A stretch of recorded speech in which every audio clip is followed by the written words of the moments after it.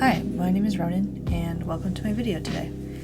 I am putting these lino cut patches, some of them are hand painted, some of them are lino cut, some of them are embroidered. It's kind of easy to tell which one's which, onto my Ethel Cain jacket that I wore to her concert this past Saturday in Chicago. Amazing performance. If you ever get the privilege to see her live, I absolutely would try. Just an amazing performer. Sounds so amazing in person, and then also just, the whole thing was great. I also painted some random patches to go on there too. This is a piece of scrap fabric I painted with some branches to kind of go along with the lay me down where the trees bend low situation from Nettles, which is a lyric from that song. And also to pay kind of homage to the Spanish moss dangling from tree branches that she has on her stage set. I also brushed out a lot of wool yarn and tied a knot at the top, and then ended up sewing it to the back of the jacket, kind of where the seam where the shoulders is, as decoration, almost like where you would put a fringe on like a doeskin jacket, like a very Western situation.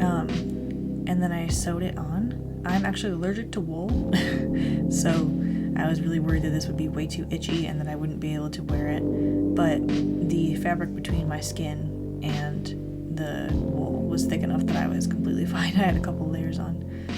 A little about me while I'm sewing is I am a preacher's former daughter, so a lot of Ethel Cain's music really speaks to me.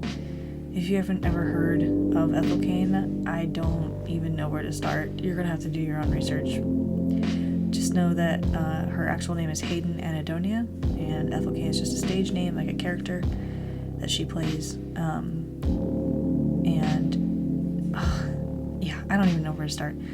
Just do your own research. It'll open up your world. Listen to her music. Please, please, please. I need more Ethel Cain friends. But yeah, I had started this project on and off since like the summer. And then the week before the concert, I remembered that it existed and was like, oh no, I have to finish this. There's a YouTube video that Hayden put out a while ago about scissors, and I was just like, yeah, we'll put a scissors patch on there. That's my lino cut bag, of all my lino cuts. I just keep it in a Ziploc bag, and you're supposed to like wash them between uses and make sure that like the ink doesn't get all crackly and stuff, and so you can reuse them better, like washing your stamps, you know. I don't do that. I should, but it's a lot of a hassle for me.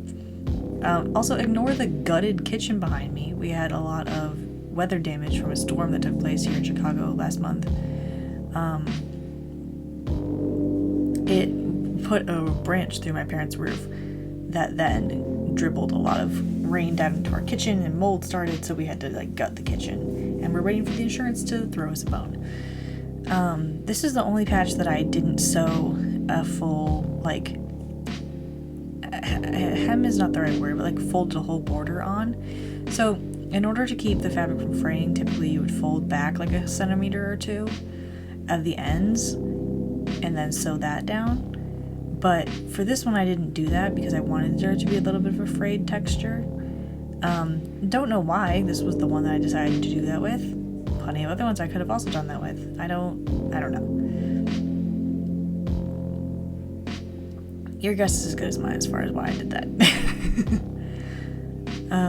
But yeah, in my dreams this jacket was like embroidered with a bunch of different scenes from her music, and it was like a Sistine Chapel kind of situation. It was very cool, but I work 2 jobs and am physically disabled, so I'm constantly exhausted and just it was not gonna happen. It really wasn't. So this is what we've got going on, and I was happy with how it turned out. I got a couple compliments at the concert. Yep, that's me realizing that you can see the whole gutted kitchen behind me. Now I'm sewing a border onto the dried branches patch. Again, not really sure why I decided branches was a good idea. I really wish I had started recording this earlier so I could have showed you the process of like making the freezer bride patch and doing the lino cuts for the other pieces that are not just, I don't know. I wish I had started filming this earlier instead of starting to film halfway through being done. I had finished most of the patches and just needed to put them on the jacket by the time I started filming this, and whatever. It is what it is at this point. It's a little too late to go back and fix it now. The concert's already happened. I made little bracelets to trade with people and then totally forgot I was wearing them. It wasn't really a place in which you traded bracelets. I'm just so used to going to conventions, like anime conventions where you do that. And what am I doing now? What am I doing now? Oh, you can see this patch right here says God Sent, like Hayden's tattoo. On her knuckles, I believe it says God Sent. Oh, I'm pinning down the branches. Okay, I'm pinning down the branches. So when you're sewing, you need to pin things down to make sure that it stays the way you want it to and the fabric doesn't get warped. It's especially important when you're using a sewing machine. But my sewing machine was my grandma's, and it kind of is broken, and I was too scared to try to fix it again, so I just gave it back to her. So I do all my sewing by hand. This project would have taken me maybe a couple of days if I didn't sew it all by hand. I do all the embroidery myself. I do all the stitching of the hem myself. Like I do all of it on my own. So it's a lot. It was kind of exhausting to do, but it ended up looking really cool. So, all right, now I'm sewing the lace hem on the back. I sewed some on the collar, and then I also ended up sewing it on the actual hem of the shirt at the bottom. I think it really made it all come together. I have never sewn a trim onto anything before, and I was really worried that it would be crooked and ugly, but it turned out really nicely. I'm really proud of it. Yeah, so this is more of me sewing the hem in my actual room in the daylight. Wow, who knew I knew how to do that? Daylight. I'm not a vampire, so daylight is important to me. I didn't get footage of it.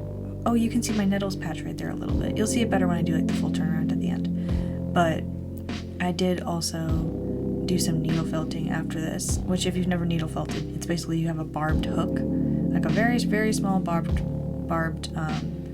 needle that you punch holes into fabric with that then forces the wool, typically you use wool, it forces the wool to stick through the other side. So it's almost like, it's almost kind of like how you would make a pom-pom. But I did that with yarn so you could get the little bits of moss in there, because I associate all her music with moss like very heavily, and decay obviously. Here's the turnaround. This is the whole fit. I ended up wearing my green binder taped up under. You can see the needle felted moss on there. There's a cicada patch up there, the nettles one, scissors, rain clouds for Willow being scared of the weather. Yeah, there's the cicada patch. I was very happy with that one. Turned out really cool. The needle felting. This is just not my year. Some perverts ones. The nettles patch. To Love Needs to Suffer Me. Natural Bloodstained Blonde. And yeah, so it turned out really great, and I was really happy with it. The concert was a blast. I had so much fun. It was all so beautiful. And we got pretty close up in the beginning, and then I had to sit down, so we lost our spot in the front. But I got some half decent pictures of us, and I was so proud of my jacket. I made a lot of nice friends. So if I saw you at the concert, thanks so much for coming, and thanks so much for watching. Have a great rest of your whenever. Bye.